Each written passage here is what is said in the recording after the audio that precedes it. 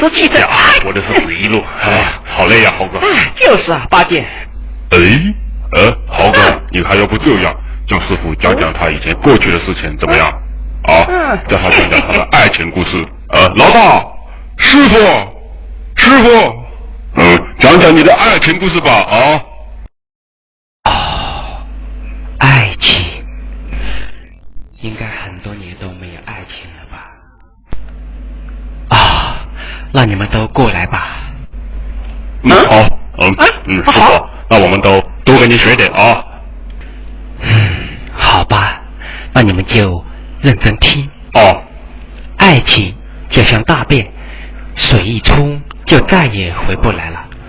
爱情就像大便，来了之后挡也挡不住。爱情就像大便，每一次都一样，却又不太一样。爱情就像大便，有时你努力了很久，它却只是一个屁。讲得很深奥。原来师傅你这么懂爱情啊！你再给我们讲一个吧。就是，再讲一个嘛。